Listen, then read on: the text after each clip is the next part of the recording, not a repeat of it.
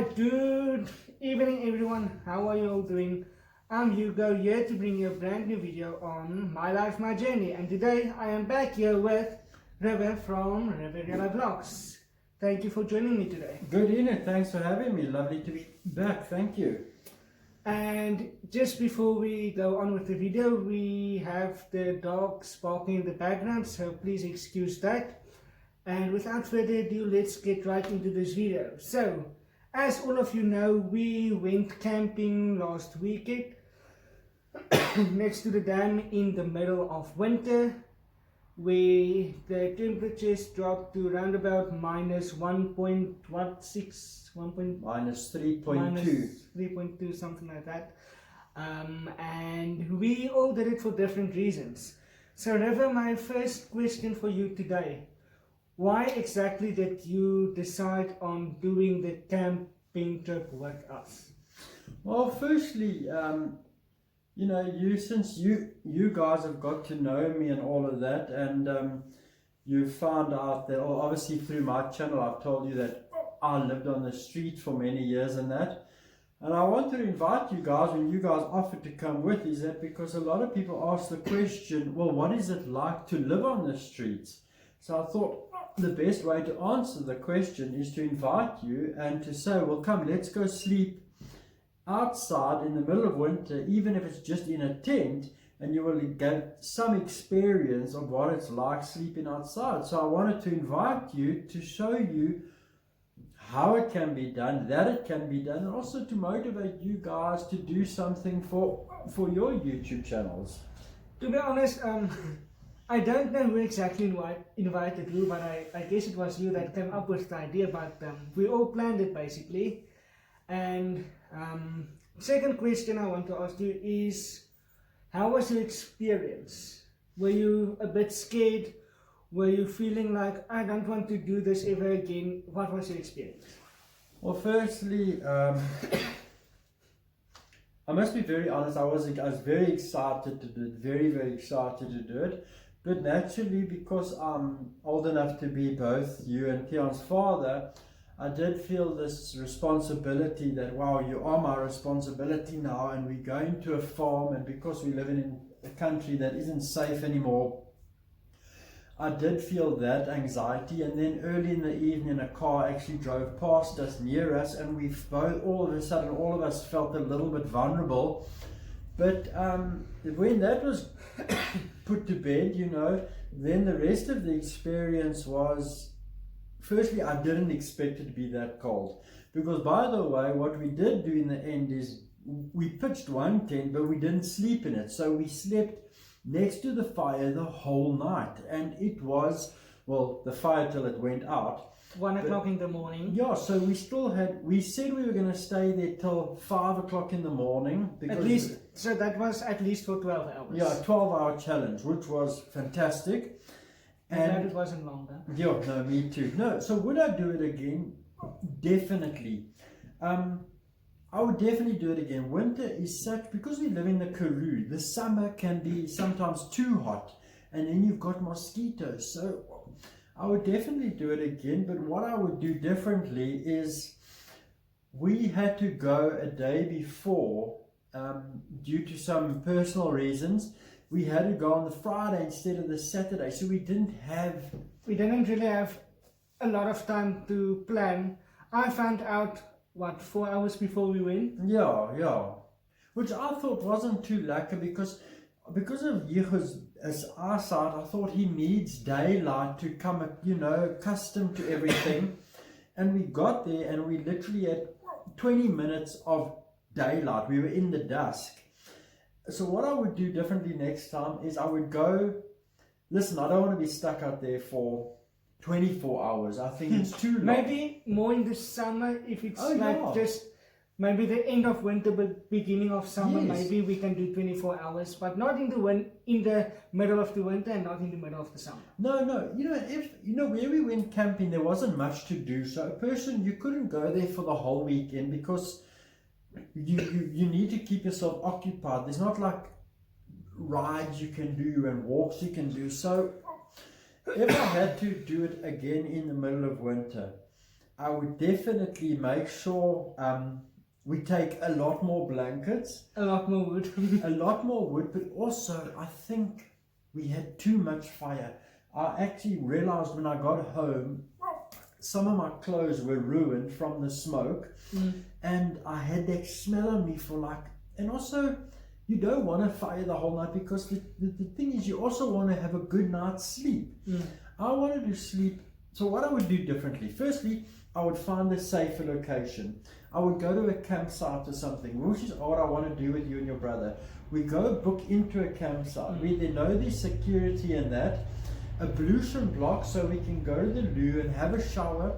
And we went to rough it, you know, we went to set the challenge of, I did it for all It the was homeless literally people. in the middle of nowhere. Okay, there is security at the gates, but I mean, it's a big piece of land and it's very close to the prison, to the yeah. Craddock prison. So, Which no. I also felt a bit uncomfortable with, but I know they also have security to see that people does not get out, but we all know things can happen although it's not planned. And just before we go on, I remember the car that drove by, we were all kind of scared, and we contacted the owners of the ground or the piece of land we were on the next morning, and they said it's someone that is just checking if everything is still fine on the land, and they knew we were there. But I think what scared us is because there's people driving on the land and we did not know who it was. If we knew in the beginning who exactly it was, we would have actually felt safer than if the car were not passing, because then we would have known, okay, there is people looking if everything is still fine, and they will obviously come and notify us if something is wrong, call us or whatever. That spoiled the whole evening for me actually, is because I couldn't relax. I wanted to sleep outside and I wanted to fall asleep, and we wanted to drink coffee in the morning and do the polo plunge and all of that. But we felt, and I'm admitting it, I felt unsafe because I've lived on farms and that, and I know it's not safe in this country anymore. So what I do differently, I definitely go to a location where it is safer. And listen, let's be real with each other. If you're going to go for a night away, you do need some amenities. Like, it's nice to have a toilet and a shower, but we did it to rough it up. So basically, I think we did it the roughest we could. It was basically a day in the life on the street. Yeah, we had no luxuries. We took toasted cheese, tomato and onion with us. Thanks to the river. Yeah, thanks to me. We had coffee and we had a slab of chocolate. I treated it as if we were living on the streets and somebody gave us 50 Rand, for which I bought a loaf of bread, coffee and a chocolate.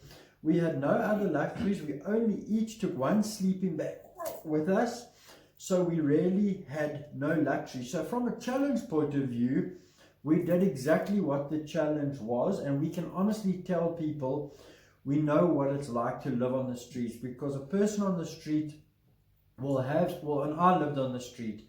When it came to a time where I was living there for a long time, eventually I had a blanket, you know, so we did what we wanted to do, live on the street. But next time we go camping, we're going to be a lot more organized. Have luxurious camping. Not even luxurious, not to that extent, but, you know, better planned. And I want to, a big thing for me is I want to feel safe. Yeah.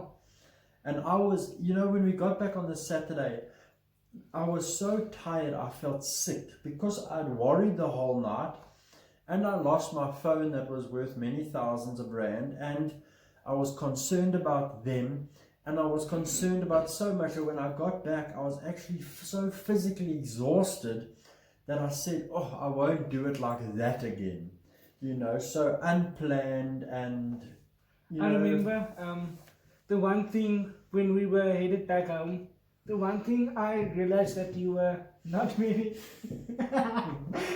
that you were very tired is okay, Trevor does not eat meat. He is vegetarian, vegan, vegan, and he told me on the way back, he said, I want the steak pot. I was so tired, you know, and also Tian was driving back and he kept on saying, ek wil net aan die slaap. He just wants to go to sleep, And we drove past this garage, and I almost had this feeling in me like I was a child again, and I was getting transported from one, and it was early in the morning. And I remember when we used to travel, I used to have a pepper steak pie before I became a vegetarian or whatever. And I still said when I got home and I wanted coffee, I said, did I really say I wanted, because I will never eat meat. We were in the single cab bakkie, what do they call it in other countries, pickup. And I remember me and River were passenger, and my brother Lavero was driving the bakkie, not us, excuse me, that's what I said in the last video. And I heard River say, I want a steak pie. And I wanted to say, okay, let's go to the garage. And then I thought, like, no, I'm too tired. And then when I got home, I'm like, I thought he's vegan. No, it's just when you're so tired. And that's what happened, is that it took so much out of me. So I'm glad we did it from the challenge point of view. But I love camping and I love sleeping outside. You know what we want to do now, we wanted to do it before Lavero goes back to university. I just wanted to talk about but we're that, probably not going to have the time. No. Is I wanted us to set up a tent here in their garden. They've got a beautiful big garden, and spend the night there outside, because we would feel safe. There's a big garden. But then it will be a bit more luxurious, like we will have electricity, we will have a gas stove, we will have at least a chance to use my part of the house. If we need to use the restroom or want a quick shower, whatever. So I'm going to find out if we might be able to do it Saturday or Sunday night, tomorrow night or the night after, but I'm not sure if but even if Lavero is not here, maybe even I can do it or whatever. But we will see. I really want to do that, to just show the difference of living that night with almost nothing. Okay, we had our phones, but we had no data, no Wi-Fi, no electricity, just the power banks. We only took the phones with to video. We weren't on it, and it was actually so nice that we actually had such wonderful conversation, and because we didn't have this rubbish of this cell phone technology, which I hate, so. For that, it was so nice. They got to find out about me. They asked about my daughter. All the things like that. It was wonderful. There's actually quite a few things that I did not know about the river, which I don't think I'm going to talk about. You're welcome to talk about anywhere. But I think this video is going on a bit too long. So, next question is... What's it?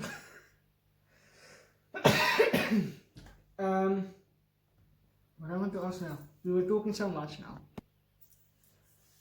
Did it stop? Yeah. Okay, so we are almost finished with this video. It's going on a bit too long. Just the last question before we end up. What was the positive message or the thing that stood out the most for you of this adventure we went on? Well, for me, it was, I haven't had a lot of friends in my life, I'm very honest. And the little girl I have as a daughter, she's in Cape Town, and it's it's a sad setup. So, having Yicho and Tion are like having like two adoptive sons, I can say. And just going up there, and I did it for the homeless. Yicho did it for, showing people with disabilities that, you can do things like this. And Lavero did it because he wants to show that people, the millennials, can still have fun with our technology. So what I got out of it was, when I lost my phone, I'm not blaming Yicho, but when I lost my phone, we were having so much smoke, and I was starting to hear Yicho cough, and I was wanting him to get away from the smoke.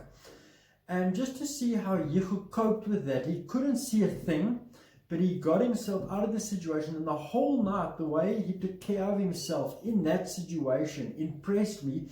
And then from Tion, from Lavero's point of view, being a millennium, he didn't bother about his phone once. He just enjoyed talking to me, talking to his brother. We connected so much. And then from my point of view, it has been about 10 years now that I've been clean from heroin and off the streets.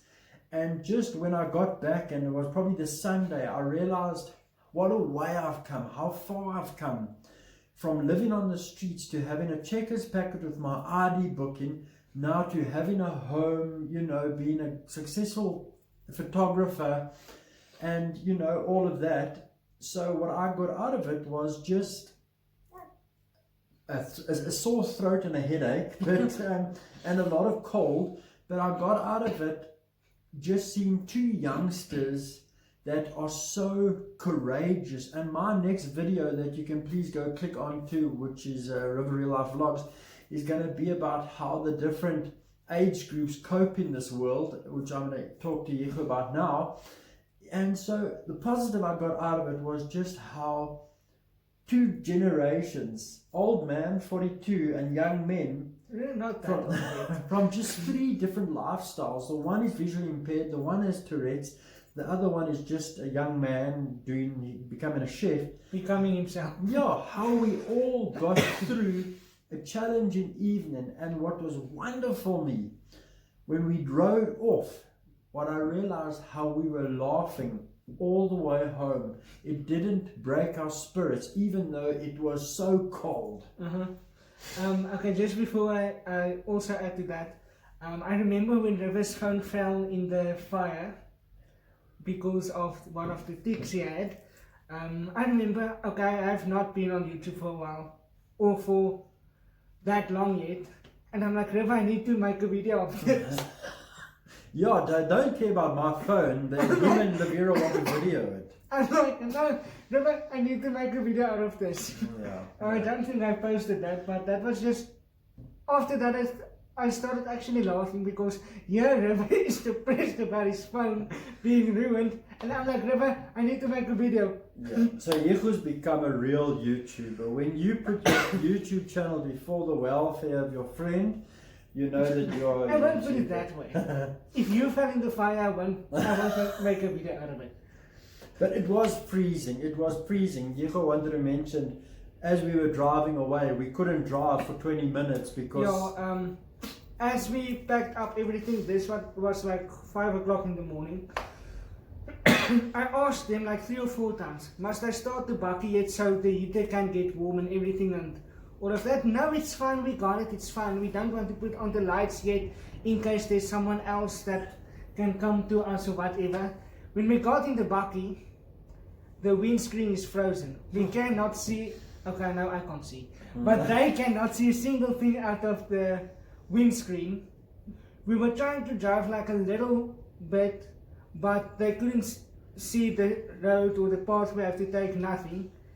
And they had to walk back to the dam, get some water, just to clean off the windscreen so they can see at least a bit. And I think it only got better when we got to the gate of the piece of land. The windscreen got better when we got to the gate coming out of the piece of land. But the heater, I can honestly say, only started working when I got out the car. At your house, yeah. Yeah, so anyway, but overall it was a fantastic experience. We must definitely do something like that again very soon. But for now, this is going to be the end of this video. I might do a part 2 again, but we are first going to do River's video. And with that being said, thank you for joining and thank you for you guys for watching. Please like, subscribe and share the video. See you next time. Bye. Cheers.